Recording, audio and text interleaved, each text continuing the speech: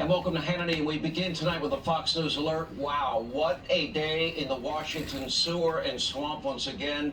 While you, the American people, the people that actually make this a great country are facing, a deluge of serious problems, like record inflation, record high gas prices, record numbers of illegal immigrants, record homicides in so many of our towns and cities. Well, the swamp creatures on Capitol Hill, they were busy with yet another anti-Trump kangaroo court and show trial where the outcome, as we've been telling you, has been and remains predetermined. It's been that way since day one. Instead of honest hearings on how to protect our institutions, our elected officials, to protect the people's house, the Capitol, instead of ever allowing riots like those that occurred in the summer of 2020 from ever happening again, we see nothing but blind, never-ending rage. Seemingly an obsessive-compulsive cult-like rage against Donald Trump. Never ends. Now, clearly, Trump haters, for them, January 6th is just another excuse to smear Donald Trump, anyone who supports them. This is not about safety and security and securing the Capitol or getting to the truth. This has never been about having a fair and serious hearing and proceeding so we can come up with solutions. Today we heard more rumors, a ton of hearsay, and wow, a lot of impeached testimony that we'll get to in a second. And this is why hearsay is never admissible in a real court of law, including this wild claim from a former low-level White House staffer. Watch this. The president said something to the effect of, "I'm the effing president, take me up to the Capitol now." To which Bobby responded, "Sir, we have to go back to the West Wing." The president reached up towards the front of the vehicle to grab at the steering wheel. Mr. Engel grabbed his arm, said, "Sir, you need to take your hand off the steering wheel. We're going back to the West Wing. We're not going to the Capitol." Mr. Trump then used his free hand to lunge towards Bobby Engel. And when Mr. Renato had recounted this story to me, he had motioned towards his clavicles. What you heard there is an incredibly bizarre hearsay allegation from a person who, according to our sources, was actually prepared. She wanted to work for Donald Trump outside the White House when he wasn't president at Mar-a-Lago. And according to people that I talked to tonight, until others advised the former president not to hire her. In other words, according to the Federalist and people I spoke to after January the 6th, she wanted to work for Donald Trump, that bad person she's now testifying against. And now get this, according to NBC, by the way, ABC is reporting it, Fox News is reporting it, NBC's Peter Alexander, we have confirmed it here at Fox, quote, "A source close to the Secret Service is telling me both Bobby Engel, the lead agent, and the presidential limousine driver are both prepared to testify under oath, under the threat of perjury, that neither man was ever assaulted and that Mr. Trump, then president, never lunged for the steering wheel." A perfect example of why hearsay is not allowed in a real court of law. Today, the so-called witness also claimed President Trump wanted to get rid of the metal detectors at the January 6th rally and allow armed individuals to attend. Today, President Trump flat out denied this claim and pointed out a simple fact: 0 guns were ever discharged by those that breached the Capitol or in D.C. that day. According to so many so-called journalists and the media mob, it was hyperventilating. Again, we got him. Again, this time, Trump-Russia collusion. Oh, we got him. Let's impeach him. Anyway, they said this was a game changer. Wrong again. The January 6th Select Committee wrapped up a stunning public hearing. It was, we should make no mistake, one for the history books and a complete game changer. Only 25 or 26 years old, Cassidy Hutchinson exploded the lies and the myths that the Trump team have been perpetuating for more than a year now. This is an historic day. Our descendants are going to ask us what we know about Cassidy Hutchinson. That's a name that they will know. They're going to ask us what this was like to watch this and to listen to this, because this is a day that is going to loom very large in American history. One last thing, big picture. Liz Cheney began her final comments by saying that we are in debt to Cassidy Hutchinson. I think America and democracy is in debt to this young woman. Oh, really? Just take her word for it. She wasn't even there. Hearsay witness. Sound familiar? Oh, that was the other impeachment trial. Now, amid all the anti-Trump glee, the media mob, and this committee continues to hide several very pertinent, important, pivotal facts involving all of this. First, President Trump already faced a congressional investigation and impeachment over January 6th. He was acquitted. Second, Biden's Inspector General for the DOD also investigated Trump's DOD and their response to January 6th. And guess what? They found zero wrongdoing. And third, right here on this program, we have confirmed that on January the 4th, 2021, during a meeting at the Oval Office featuring President Trump, Chief of Staff Mark Meadows, Acting Defense Secretary Chris Miller, and the Department of Defense Chief of Staff Kash Patel, who will join us tonight, and also the Chairman of the Joint Chiefs, Mark Milley. Well, the President authorized, as is required by law, up to 20,000 National Guard troops be made available for security at the Capitol, again, as the law requires. Then, of course, that becomes the jurisdiction of Nancy Pelosi and Muriel Bowser. Now, four of the individuals in that meeting have confirmed all of this on camera, that the security request, in fact, took place. Interesting for a guy that wants to start or initiate some type of coup, that he would be authorizing 20,000 troops to prevent any trouble. Take a look. Calling up the Guard, and then it became the chain of command went to Nancy Pelosi and to the mayor of D.C., Muriel Bowser. Did you, as required by law, authorize that? 100%, and attested to by many people, and they turned it down. Nancy Pelosi turned it down. Mayor Bowser's written refusal, the communications between the leader of the Capitol Police and their chain of command to the DOD refusing our request to allow National Guardsmen and women to stage on January 4 and 5 before January 6. Did you both ask for the National Guard to be called up? Without a doubt, Sean, we've made that very clear, not just once, but on numerous occasions. We wanted to make sure that there was plenty of National Guard on the ready in case there was some kind of violence. I had a meeting with President Trump on the 3rd of January concerning some international threats, and at the very end, he asked if there were any requests for National Guard support. What was the president's response to you with regard to the request made by Mayor Bowser? Fill it and do whatever was necessary to protect the demonstrators. And Chris Miller on this program confirmed that. Two of the four that were in the room actually testified before the committee and told the January 6th committee this. So why would President Trump make the request if he wanted the Capitol to be breached that day, 2 days beforehand? Why would D.C. Mayor Bowser, in writing, and Nancy Pelosi refuse to call up the Guard? It's her domain. She's in charge of Capitol security.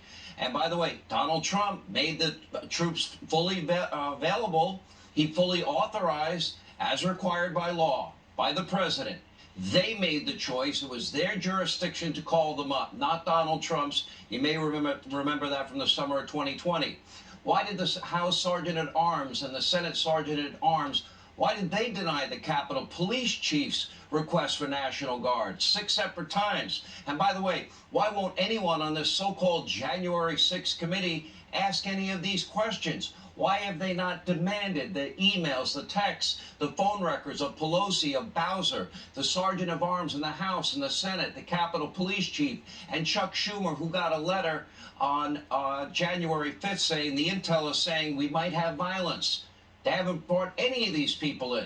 Of course, this is not a real committee looking for real answers. It's a political theater conducted exclusively only by people who already voted to impeach Donald Trump. Every single person on this committee, you can't make it up. Every one of them have voted to impeach Donald Trump. And by the way, some didn't want to certify the elections of either Donald Trump or George Bush. This is why they would not allow Congressman Jim Jordan or Congressman Banks on this committee. For Democrats, the media mob, this is really little more than what, a fun distraction from their bleak political prospects. Liz Cheney, what, one final hurrah at the bitter end of a sad and self-serving political career, partnering with the very people that called her own father, let's see, a war criminal, a murderer, a crook with Halliburton. If lawmakers, if they really wanted to conduct righteous oversight, protect our country, they might want to look into the current president who's been selling access to our government for years. Now, you wouldn't know it from watching fake news, CNN or MSDNC or any of the networks, but Joe Biden, you know, he works in mostly in the fake Oval Office, it seems, not Trump. And a newly uncovered audio reveals that your president, Joe Biden, knew all about his son's sketchy foreign business ventures, for example, in China. We now have a 2018 voicemail. You can hear Joe's voice, you know it's him. He mentions a New York Times article about Hunter's deal with the so-called spy chief of China, tells his son that he thinks he's in the clear. Listen to this. Hey, pals, Dad, it's 8:15 on Wednesday night. If you get a chance, give me a call. Nothing urgent. Just want to talk to you. I thought the article, at least the thing online, it's going to be printed tomorrow in the Times, was good. I think it's clear. And anyway, if you get a chance, give me a call. I love you. All right, that was 2018. He's running for president in 2020, and he was asked over and over again and repeated over and over again that he never one time, not once, ever spoke to Hunter Biden about his foreign business dealings at all. You might remember. We have the tape. Take a look. Mr. Vice President, how many times have you ever spoken to your son about his overseas business dealings? I've never spoken to my son about his overseas business dealings. I have never discussed with my son or my brother or anyone else anything having to do with their businesses, period. And what I will do is the same thing we did in our administration. There will be an absolute wall between personal and private and the government. Do you stand by your statement that you did not discuss any of your son's overseas business dealings? Yes, I stand by that statement. Now, we even have pictures of Joe and Hunter and all those foreign business partners. Joe met them. Where's that investigation? Joe Biden was straight up lying to our faces. He did it over and over and over again. And it's clear from Hunter's laptop from hell that Joe profited. And why, by the way, is this why Joe doesn't want to lift tariffs on China? Because they have him compromised? Hunter made a fortune? Is this why Joe Biden approved Vladimir Putin's Nord Stream 2 pipeline while simultaneously canceling the Keystone XL pipeline? Because Hunter made a fortune from a Russian oligarch? The media mob, the Democratic Party, they don't care at one bit. In fact, they don't care really about the corruption, the lying, the dishonesty, or real quid pro quos, or the violence in the summer of 2020, because they can't use it to bash their political opponents. It's that simple. Have you ever asked yourself why there's never been a committee to investigate all of those peaceful riots, 574 of them in the summer of 2020, dozens of dead Americans, thousands of injured police officers, billions in property damage? Where's that committee? A federal courthouse attacked every single night for months in Portland. A police precinct in Minnesota burned to the ground. Historic St. John's Church next to the White House lit ablaze. They don't seem to care about any of it. Why? Because it doesn't help them politically? They can't use it to bash Donald Trump one more time for good old fun?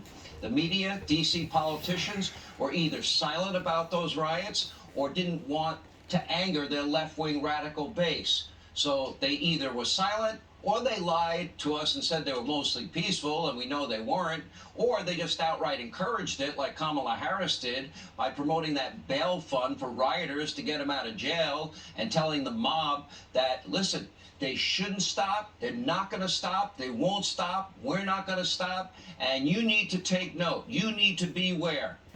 Where are those hearings into 574 riots in 2020? And while we're at it, where are the hearings about quid and pros and quos, especially the one with Joe?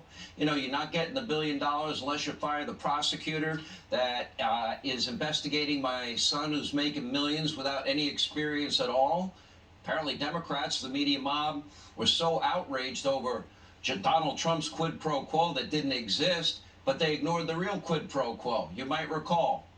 We're not going to give you the $1 billion. They said, you got no authority. You're not the president. The president said. I said, call him. I said, I'm telling you, you're not getting the $1 billion. I said, you're not getting the $1 billion. I'm going to be leaving here. I think it was, 6 hours? I looked at it, I said, leaving in 6 hours. If the prosecutor's not fired, you're not getting the money.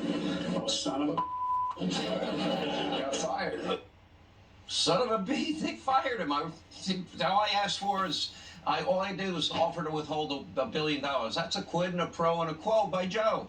Remember the media mob? Democrats accused Trump of Russia collusion. They lied for 3 long years. Turns out the only real Russia collusion was Hillary Rodham Clinton's dirty misinformation, bought and paid for dirty Russian dossier. The media mob and the Democrats then lied on the eve of the 2020 election, and they claimed without one shred of evidence, oh no, this Hunter Biden laptop, it's all Russian misinformation, a complete and total lie. Everything they accuse Trump of, they are guilty of. Demagoguery rules the day inside this modern, really strange, really radical Democratic Socialist Party. But now with massive policy failures at home and abroad, their days in power are likely numbered, and actions always speak louder than words. Here now with Reaction, the author of Here's the Deal, the #1 New York Times best-selling book, and author, former senior counsel to President Trump, Kellyanne Conway, along with the author of Suppression, Deception, Snobbery, and Bias, Fox News contributor Ari Fleischer, and former chief of staff to the Secretary of Defense, Kash Patel. Kash, you were the chief of staff for the acting Secretary of Defense on January 4th. You were in the meeting I referred to where Donald Trump authorized up to 20,000 troops for the 6th. Is that correct? That's absolutely correct, Sean. You laid it out truthfully, unlike what this committee is doing. I was in the Oval Office with the Secretary of Defense, the Chairman of the Joint Chiefs of Staff, and the Chief of Staff to the President of the United States, along with the 45th President. And we were working on a very sensitive operation, totally unrelated to January 6th, which is why it sticks into my mind. And the President, on his own, after that meeting, about a different topic, said, if you guys need up to 20,000 National Guardsmen and women across the United States for the upcoming days and any activity related to January 6th, you have my authorization as Commander-in-Chief to go forward. That was the authorization, as you outlined, that the law requires. And you testified before the January 6th. You testified to all of this before the January 6th committee, as did Chris Miller, the Secretary of Defense at the time.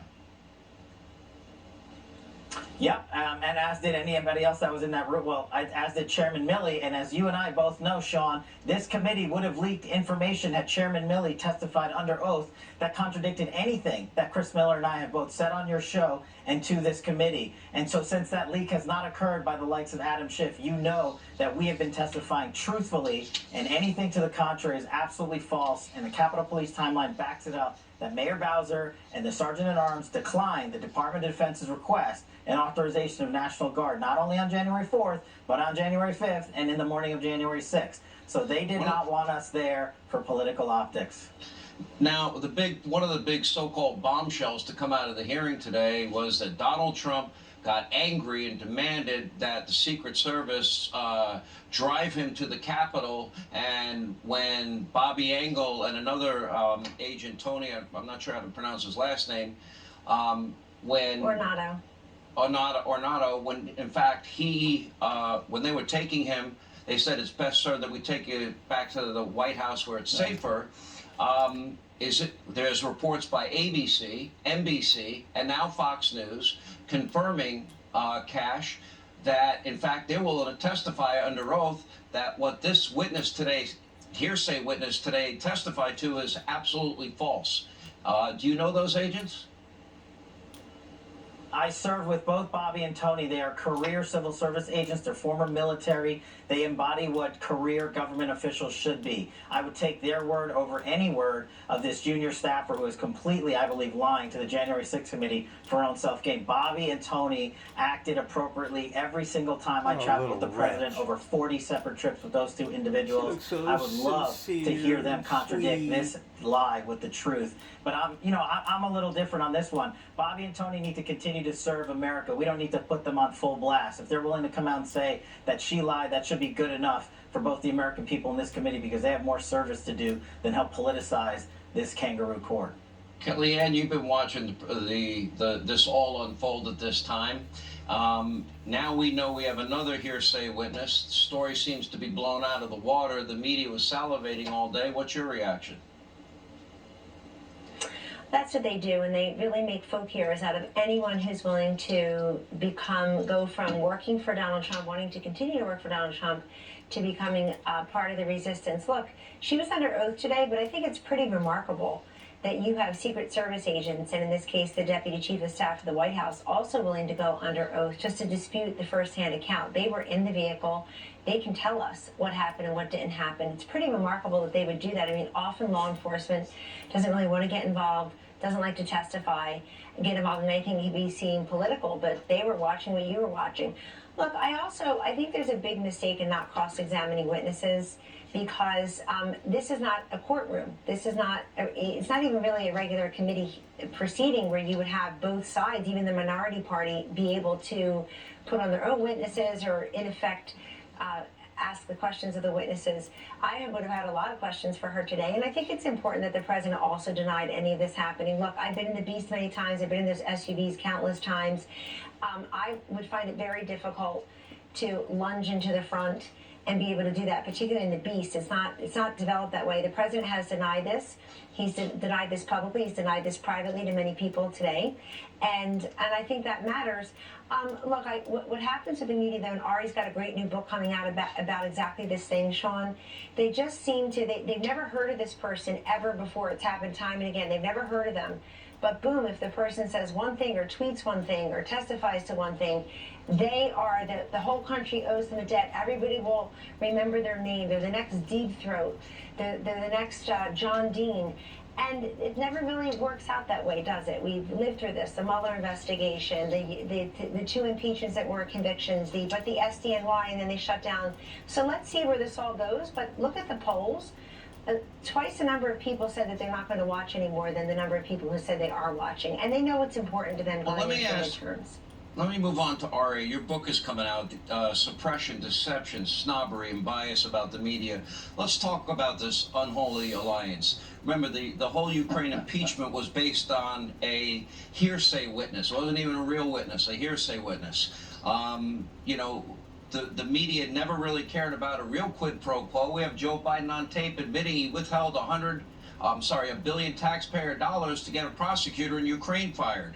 The media mob and Democrats lied about Hunter's laptop just weeks before the 2020 election. That could have changed the outcome of that election. They lied about Trump-Russia collusion. The only one responsible for colluding with Russia was Hillary, Ari. How many more times do they get things wrong and they just go about their business and do it again like they did today? And here's the problem, and this is one of the points I make in my upcoming book. There's an expression in local news, if it bleeds, it leads. Well, there's an expression that should be in place to cover how the press treated Donald Trump, which is, if it's anti-Trump, it gets a bump. The press lunges for these stories. They want these stories to be true, and we have seen time and time and time again, stories aren't true. Now, as for Cassidy Hutchinson's allegations that Donald Trump leaned forward to grab the steering wheel and put his arm up and try to attack the lead Secret Service agent in the passenger seat, Sean, this is starting to feel to me like the Steele dossier all over again. A sensational allegation. The press falls for it. They herald the brilliance of the person making the allegation, then it all falls apart. A hearsay witness again. Tonight, CNN just reported that Tony Ornato, who Cassidy Hutchinson said was her source, he denied telling her, according to CNN, that Donald Trump lunged for the steering wheel. So we already have the person that she said told her this say it's not true. And she is not a witness. Her actual title should be not a witness. She wasn't there. So she's just telling something that somebody else said. I don't know her. I don't question her motives. But I think here she played a game of telephone and got it wrong. And we've been through this time and again. It just damages the country. I gotta say this. And the press takes sides and they believe anything that's anti-Trump instead of digging in to see if it's true.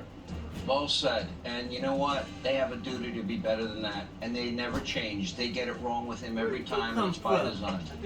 Cash, thank you. Kellyanne, congrats. Ari, Kellyanne, Ari will be #1 right behind you, I can guarantee it. And behind Pete Hegseth. All right, coming up, a horrific story out of San Antonio tonight where over 50 migrants found dead inside a tractor trailer. Sarah Carter is live on the scene, and Congressman Chip Roy will join us straight ahead. And the great one, Mark Levin. All right, now we turn to a very real crisis, this time at our southern border that Democrats, they don't really seem to care about. Now, despite Joe Biden's claims that the border is totally closed and secure. By the way, last month we set a record of people entering the country illegally. All is not well. In fact, we're now witnessing a massive humanitarian crisis. Why? Because Joe Biden pretty much saying, come to America. We'll process you. We'll give you a free phone. You won't have to get a vaccine. And we'll give you free transportation to the location of your choice. Now, that has far-reaching implications, including a horrific story from San Antonio, Texas. 51 migrants now found dead inside a steaming hot tractor trailer, as you can see there, after human smugglers packed them inside. No air, no water. Joe Biden, they don't want to talk about it. He probably wasn't given permission. They get mad at me and everything. If I talk to the media, I always get yelled at. Take a look. But thank you for your hospitality. Take it on that.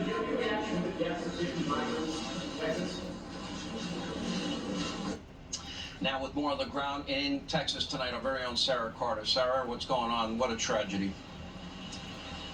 It is a tragedy, Sean. I'm here in San Antonio, and you're right. 51 people have now lost their life in the back of this 18-wheeler that DPS told me could have been as hot as 170 degrees inside.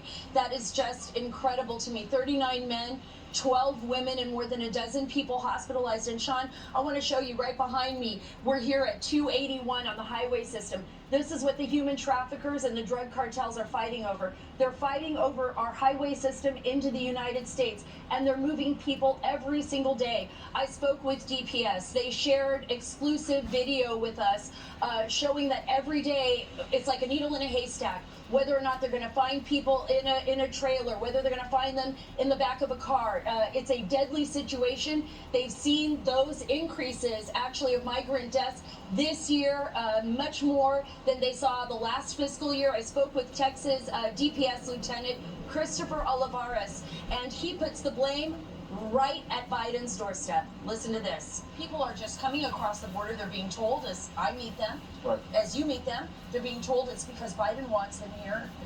Doesn't some of this rest with the federal government as well? It does, and there has to be some accountability for what's taking place. And the federal government right now has become complicit in what's taking place right now with these human smuggling events, the loss of life that we're seeing, and the massive loss of life that we saw yesterday in San Antonio, where we see 51 immigrants lose their lives because of human smuggling. And it all goes back to the policies. The policies that were working, why would they cancel those policies? That's a question that needs to be asked when they were effective. And now, because of the fact that they completely canceled all the policies, took away all the tools from the U.S. Border Patrol, the enforcement action from ICE, now we're seeing the Mexican cartels, the smuggling organizations that are exploiting that and using that to their advantage by encouraging these immigrants to make this long, treacherous journey. Sean, federal law enforcement officials here at the border and state and local law enforcement officials say that if the federal government, that is the Biden administration, doesn't give them the resources they need and the authority they need to stop this, they're going to see those deaths increase throughout the summer as those temperatures rise. And that really is a tragedy. So sad, Sarah. Great reporting as always. We appreciate it. Now, California's soft on crime policies have now reached a new low. 2 drug traffickers arrested with 150,000 fentanyl pills. You know, the ones that are killing American kids were now released on their own recognizance. Despite the surging drug crisis, 300 dead people a week on average. Here with reaction to this development is Texas Congressman Chip Roy. Congressman, while all the resources now are utilized because of Joe Biden aiding and abetting law-breaking and human trafficking, that means the rest of the border is wide open. There are more drugs, I'm told, by people on the ground crossing our border than ever before. Yeah, no, Sean, that's exactly right. In fact, I was on the phone yesterday. I'm heading back down to the border next week. I go regularly. Been to Eagle Pass earlier this year, Del Rio, Laredo last fall. Look, none of this is new. This is all happening in real time every single day. And Border Patrol's overwhelmed. DPS, Texas law enforcement are overwhelmed. When Ted Cruz, your friend and mine, he and I were in Laredo last September. Look at this. That is a truck with bodies in a back of a truck that we saw that a scan had come through right when we were coming through in Laredo just last September.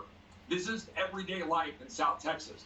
And the fact is, Border Patrol is distracted. When I was on the phone yesterday, and the story and the news accounts were coming in of 50 dead migrants in the back of a trailer.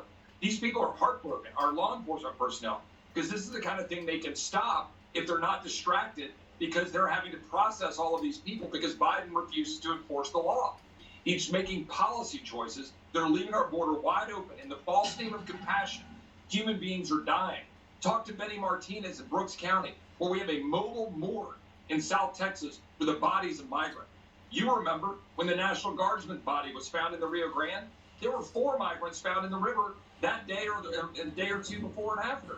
This is reality in South Texas, and then the fentanyl is pouring in because our Border Patrol can't actually police the border.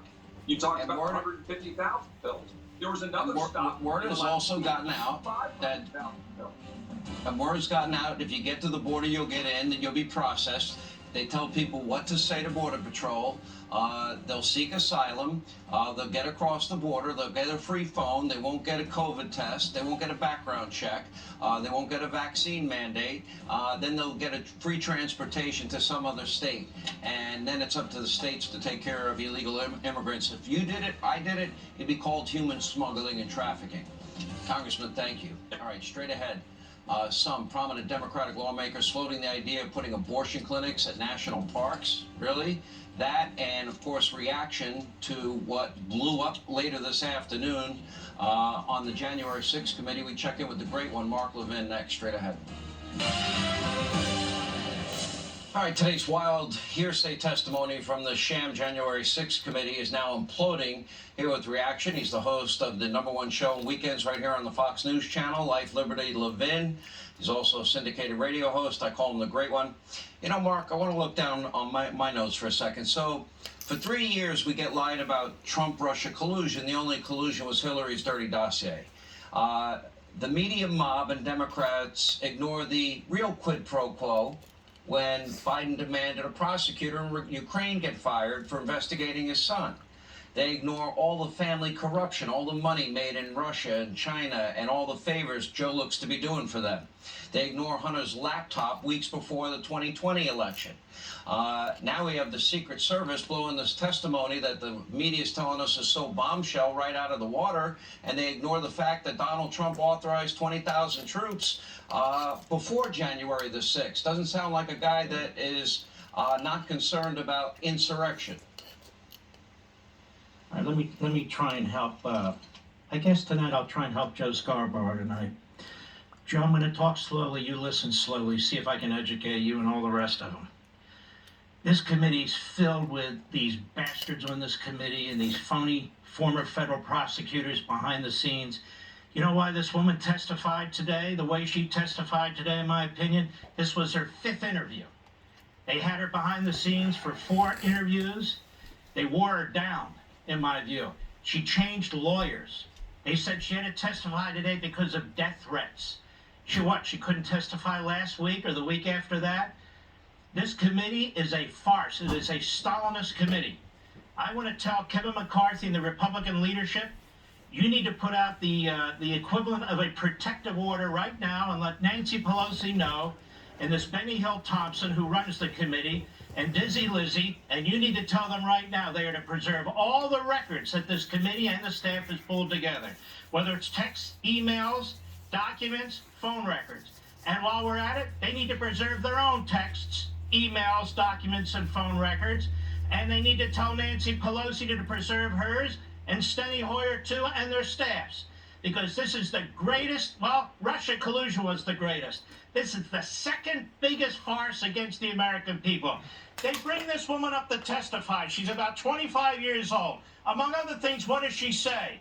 That the president knew that there were going to be threats. The president knew that people might be armed. The president knew there might be violence. Yeah, which is exactly why the president offered the National Guard on January 4th, according to 5 eyewitnesses, of which she wasn't one. And it was turned down by Nancy Pelosi. It was turned down by Chuck Schumer. We have 1,000 witnesses. How about 1,001? Nancy Pelosi. But no, this committee's filled with stooges for Nancy Pelosi. No questions for her. If they knew there might be violence, she knew.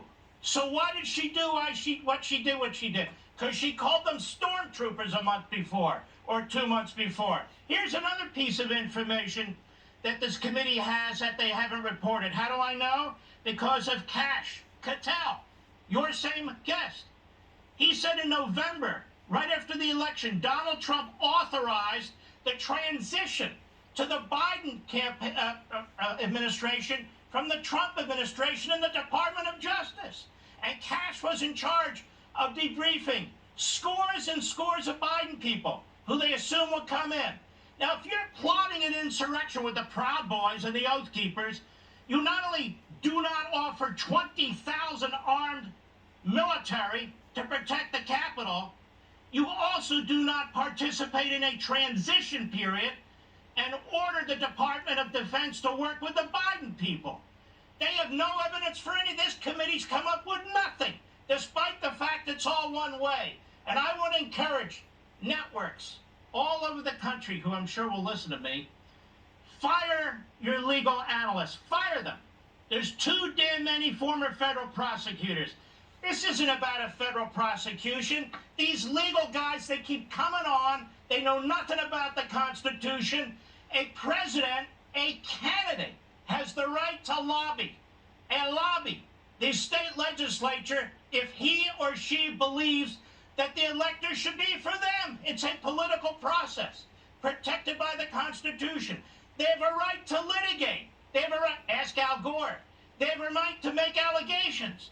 They haven't called a single Democrat official before this committee who violated Article 2 of the federal Constitution and changed the election laws because of hundreds of lawsuits brought by the Democrat Party before the election. We can even put aside ballot boxes and all the rest. They changed the laws. Now, you know, the Supreme Court under William Rehnquist put an end to that with the Florida Supreme Court.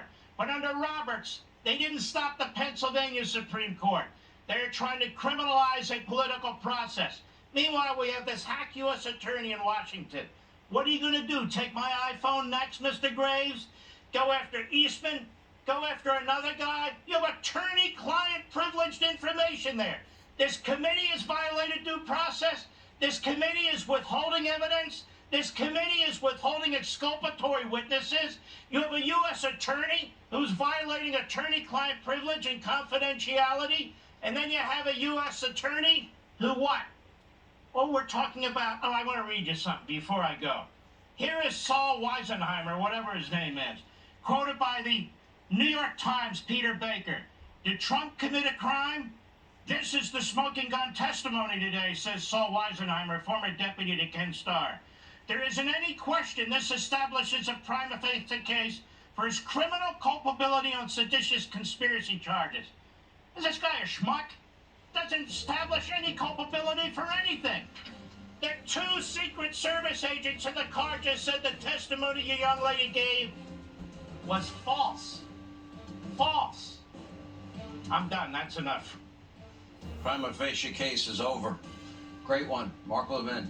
Always love having you. Don't forget you can watch Mark right here on the Fox News Channel every Sunday night, 8 p.m. Eastern. Set your DVR. Coming up, is there a food shortage coming to this country soon? A number of disasters at food plants and what farmers are dealing with is raising all over the country. We have a full report next. There is concern tonight over a number of fires at food processing plants all around the country, and it is impacting all types of food-making facilities. Here's footage from a fire at the frozen pizza plant in Wisconsin earlier this month. Look at your screen. Our team has now found at least 30 incidents reported in the past year and a half, and now, as far as we can tell, almost all of these fires have been, they say, accidental. Farm animals, livestock have also been dying at alarmingly high rates. There's a historic drought in the western half of the country, and the price of fertilizer and seed for farmers is soaring over 100% over the past year. So is all this going to add up to the next big shortage being food in America? Now, Roman, Balmakov investigated this very issue for the Epic Times. He joins us now, along with former Assistant Secretary of the Treasury, Monica Crowley. Thank you, Roman. We'll start with you. What'd you find? It sounds suspicious to me.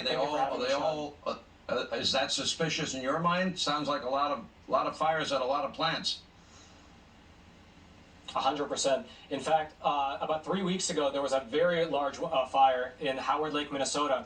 It was a large poultry plant that supplied 3 million eggs per day to the local supermarkets there. So that really piqued my interest because by that point, that was about the 25th fire of the year. So we here at the Epic Times, we split up into 2 research teams, with one team looking at the publicly available information on a case-by-case basis for each of these fires, and the other team actually picking up the phone and calling each plant to see what was up.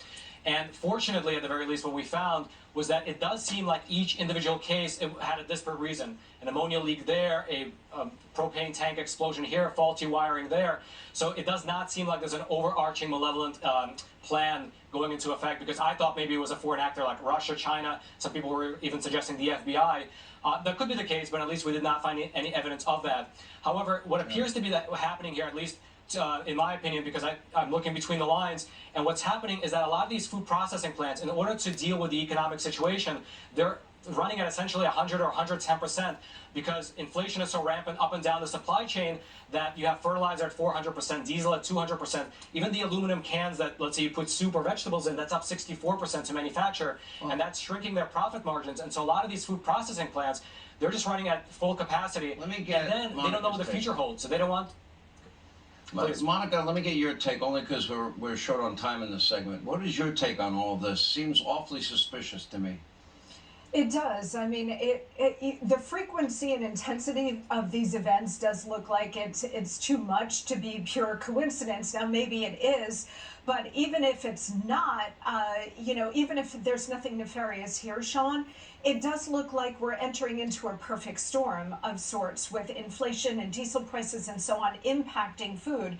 The United States has always been the land of plenty, and now we're facing scarcity wherever we look. So there are shortages already.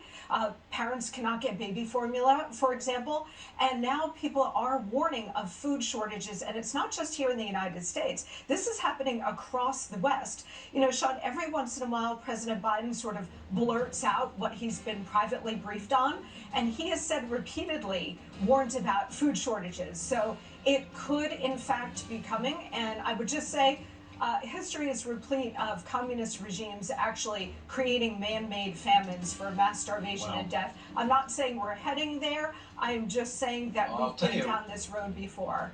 These farmers calling my radio show are putting the fear of God into me, because they can't afford to do what they usually do. Thank you both. More Hannity next. All right, unfortunately, that is all the time we have left this evening. As always, thank you for being with us. Thank you for making the show possible. For news anytime, foxnews.com, Hannity.com. Please set your DVR so you never miss an episode of Hannity. And in the meantime, let not your heart be troubled. Laura Ingraham and the Ingraham Angle are next. Have a great night.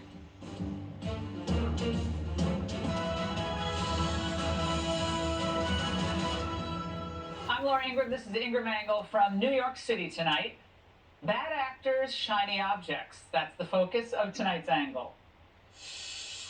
I think of many favorite tweets of the day. This was really my favorite tweet of the day. It has to be from Scott Adams of Dilbert fame. So far, Trump's second term has been a huge success. He has several major SCOTUS victories, looks better than ever compared to Biden, and the Jan 6 Theater just went full Jussie.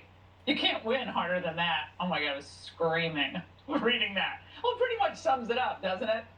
Now, there are a lot of shiny objects being dangled in front of us lately by the Democrats, and a few of those diminutive never-Trumpers.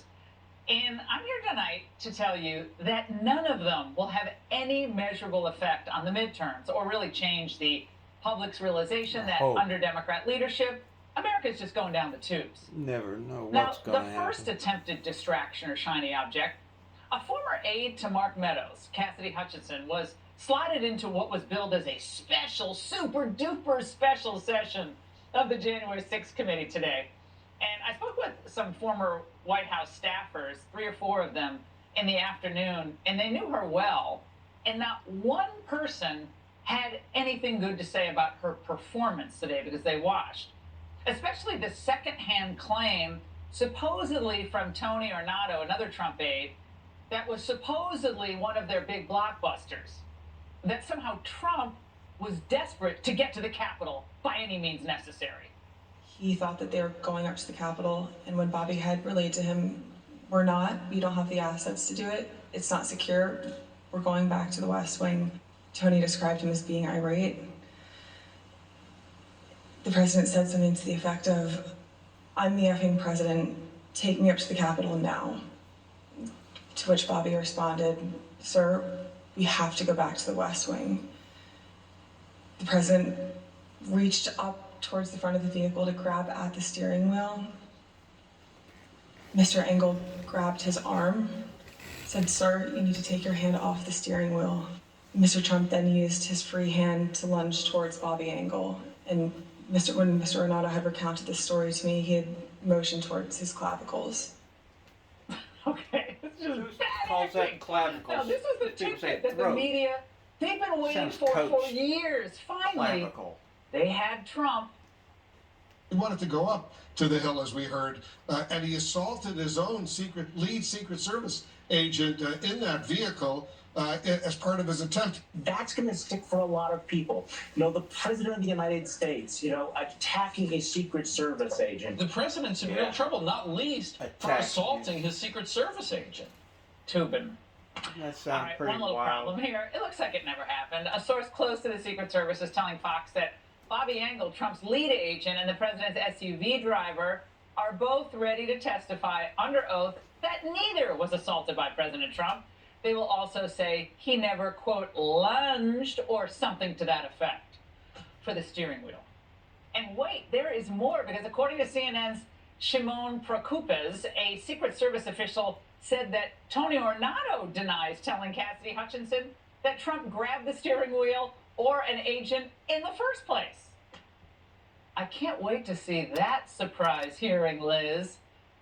And as their surprise witness testimony blows up in their faces, there's another problem for the Democrats. It turns out the voters just don't care about this January 6th charade. A new CBS poll finds that the lowest number of voters polled consider investigating January 6th a high priority, while most consider it a low priority. Well, all the while, the bad news keeps streaming in for the Democrats. More than 1 million voters in 43 states have now officially switched their party registration to the GOP in just 1 year. But don't worry, because the Democrats and their media supporters are hoping abortion's going to galvanize all these suburbanites and save the Democrats from a midterm rout. Well, unlikely. According to the AP, nowhere is the shift more pronounced and more dangerous for the Democrats than in the suburbs, where well-educated swing voters who turned against Trump's Republican Party in recent years appear to be swinging back. And just when you thought things couldn't get any more dire for the Democrats, she's back. Do you miss the day-to-day of politics? Is there any scenario in your brain you would think, I want to get back in? No, but I miss it. I miss it. There's no scenario in 2024 even remotely consider. I can't imagine it. I really can't. so bad. Well, but what I can imagine is staying as active and outspoken as I can. That's right. While Hillary plays coy, she's out doing the media rounds, auditioning clearly to run in place of old Joe. She's vibrant, she's strong, right? Why can't she do it? Now, doesn't this sound like a Democratic presidential candidate to you? I've been saying for quite some time, I think the filibuster should be eliminated at the very least for constitutional questions like voting rights, like a woman's, constitutional rights to make decisions about her own body. At least for the things we care about. This is going to, I hope, wake up a lot of Americans. Women are going to die, Gail. Women will die. Is that going to go on the button? Vote Hillary, women are going to die? All right, the leftist media are already assembling their Hillary Amen corner. Chris Solis at CNN is gushing, the whispers of Hillary Clinton 2024 have started. And John Ellis is raving, now is her anywhere where they moment. can't And abort being the the baby political at the stage that woman's Hillary body is, in with no concern at all for the voters, peril. she's betting it all on Jan 6th. I think these hearings have been incredibly powerful. I hope the Justice Department is paying attention.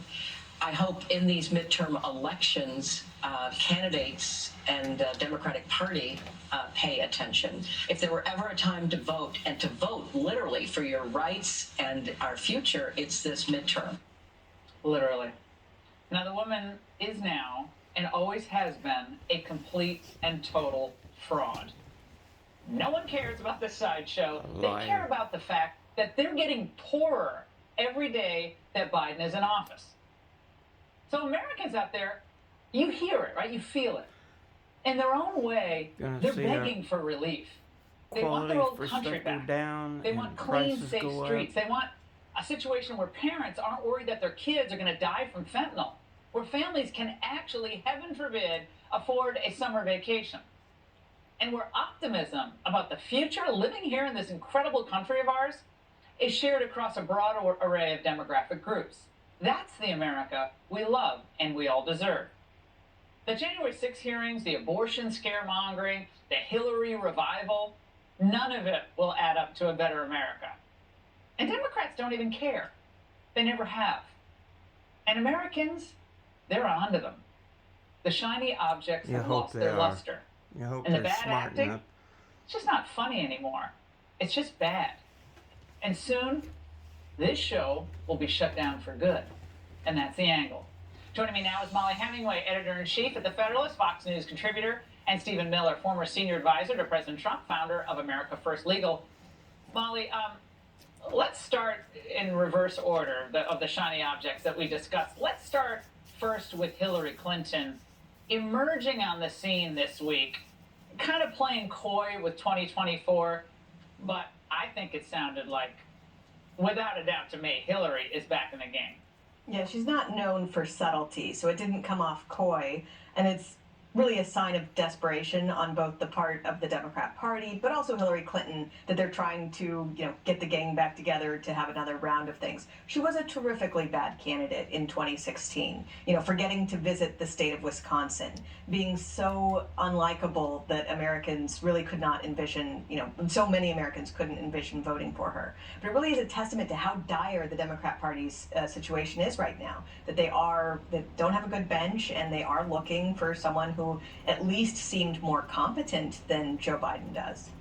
And the DNC chair, Stephen, tried to spin the Democrats' dire situation this way. Watch. We are seeing right now an energy and an activism, particularly amongst women, that we have not seen since the election of Donald Trump and the march, the Women's March. We have to make sure that we push back against these Republican efforts to take away American rights. Stephen, the Cook Political Report today came out with an analysis of 8 new races. 6 of them are now pointing toward the Republicans. That's in addition to the other 30 or 35 or so. I think they think maybe 25 seats so far for the Republicans as a pickup. But I don't know what fantasy land he's living in, but this doesn't seem like it's going in their direction. Well, they're right that they are energizing women to run as fast and as far as they can from the Democratic Party and into the arms of Republican candidates. I mean, you saw history being made when Congresswoman Flores won in an 84% Democrat Latino district and won convincingly in a special election. The first Mexican-born Congresswoman in the United States of America. All the Democrats have to offer is this circus show of conspiracy theories and witch hunts on January 6th, and now this new immediately debunked James Bond fantasy, and opening right about this crazy story about trying to commandeer a vehicle that was debunked within 30 minutes of it being told. And then, of course, they have this single issue of late-term abortion on demand through the 9th month. So we're saying we want to create more jobs, we want to create more opportunity, we want to create safety, we want to secure the border, we want to lower inflation. And all they're saying is we've got January 6th and abortion clinics. That's it. And Molly, to Stephen's last point there, I want to move on to this disaster on the Hill today. This Cassidy Hutchinson wasn't the only one caught lying. If you had any question about whether the president knew these people were armed or that they were dangerous, I think it's pretty clear from that testimony today. He knew what a threat they posed, and yet he was insistent on marching to the Capitol to the point of potentially getting an altercation with his own Secret Service about it. Molly, reaction to that I mean, from your old pal. If Adam Schiff is saying something, it's a pretty good indication that it's not true. This committee has engaged in widespread manipulation of evidence. They are refusing to provide the testimony of people who dispute the narrative that they're trying to construct. They are really running roughshod over our American ideals of what should happen when you accuse people of crimes and whether there should be an ability to make a defense or have a cross-examination. I mean, those rights are enshrined in the Constitution, and our congressional committees are supposed to honor that in the way that they conduct their hearings. That has not been the case since day one. And today, this was just absurd. And I have to say, if you believed this absolutely ludicrous story from this person, even before it was disputed by everyone on the record, you should not be involved in politics, in journalism, and you should really think deeply about whether you're able to really analyze information at the level that you should. Yeah, these are so-called journalists, Stephen. I've written in the Beast a few times, and I couldn't remember if you could even reach across. Can you even reach that way to get? I couldn't remember, but it seemed the whole story seemed ridiculous. But you knew Cassidy Hutchinson. What kind of a I've met her a few times, but I didn't really have much contact. What kind of person is she? She's an extremely junior, low-level aide. I don't think I ever had a conversation with her that I can at least recall of any substance or depth. But to Molly's point, this is a Rorschach test for your sanity. If you heard this story and you thought, man, I believe every word of this, I'm going to go online and say something about it energetically, something is wrong with you. Something is wrong with you if you're that gullible, especially after 5 years of the hoaxes and the witch hunts and the fabrications. People keep falling for it again and again and again and again. At what point do people just lose their credibility? And Molly, do you notice she kept saying something to that effect? She kept couching everything she said. A lot of it was hearsay, obviously not admissible in any kind of real court. But she kept saying something to that effect, whether it was about Trump's reaction to cover her bases and the hanging, so she won't get in trouble. But for I lying. found it was like she was auditioning for a seat at the View or the real staffers of Pennsylvania Avenue or something. It just seemed like an audition tape that wasn't going well for her. God bless her. I mean, I don't know. I don't know her well, but it just seemed bad. Well, I mean, when you have people coming out and saying that they did not, in fact, tell this information that she claimed that she had been told by them, it is probably wise of her to distance herself from her own testimony. But again, this is really the fault of the committee. There is not a single Republican-appointed member of this committee. They are not engaged in any rights of minorities. They're not engaged in any back and forth on evidence. They are lying, and they've done it with really high-level witnesses, and it has massive implications because the Department of Justice appears to just be following their lead in what they're choosing to prosecute and who they're choosing to target. This is a really serious attack on the country and on our norms. And I know a lot of people on the right are checking out because it is so absurd, but what they're doing is very damaging and very dangerous. Now, I'm glad you said that, Stephen. They're trying to make her out to be like Alexander Vindman, right? Like she's the new Vindman for this latest chapter in the attacks on him. Well, if she tries to start a war in Europe, maybe she will be Alexander Vindman. But look, the bottom line here is that these Secret Service agents that we're seeing, according to news reports that are vociferously rebutting this, these are decades-long, distinguished, career, nonpartisan law enforcement officers. It doesn't get more credible than that when it comes to rebutting a fantastical fairy tale. Aside from the fact that it looks like she wanted to go down to Mar-a-Lago and work down there. And I guess she was nixed. I mean, she was on the manifest at one point, one of the staffers told me. Molly, Stephen, great to see you both. And tonight is also primary night across the country, and our own Brett Baer is manning the touchscreen tonight to take us through some of the big primary contests Brett, where are you taking us first, pray tell? We'll take a little tour here. Great. Good evening, Laura. Let's start in the governor's races. You know, we've got 5 states with primaries tonight. We have 2 runoffs, 1 special election. But let's go here to New York. The current incumbent winning overwhelmingly, not a surprise there, but the race is still ongoing on the Republican side. Representative Lee Zeldin holding 41%. There's roughly 40% in. And Andrew Giuliani with 24.6. If you look at this is the area for Giuliani's support. Brooklyn, Queens, the Bronx, Staten Island. He's leading in all of those places. However, as you look at the state, Zeldin is well positioned. He had the endorsement of the state committee and Vice President Mike Pence, former Vice President, campaigning for him. We'll watch this with 40% in. And let's head back out to Illinois. Here you have State Senator Bailey, who is now declared, this has just happened, State Senator Darren Bailey. He will face the current incumbent governor, J.B. Pritzker. And this is interesting. This is a Trump endorsement over the past few days. The race flipped in the past few weeks, but as you can see, overwhelming his colors throughout here.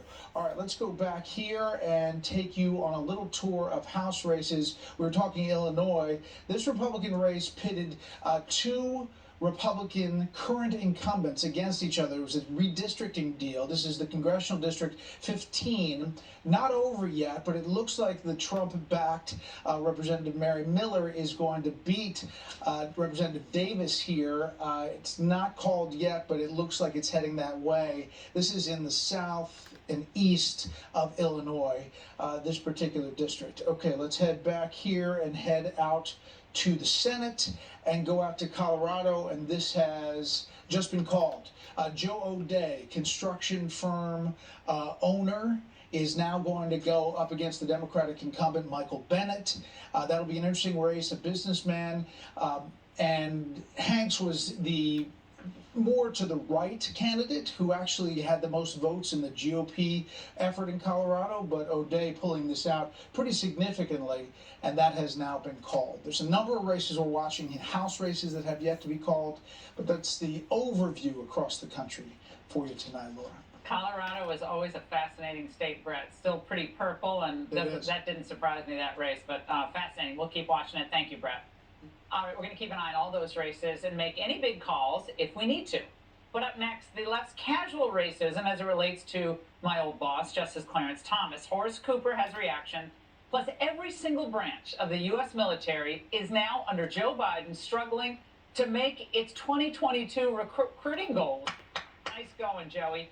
Lieutenant Colonel Stu Scheller was discharged for calling for accountability over Afghanistan. He responds to this disturbing development in moments.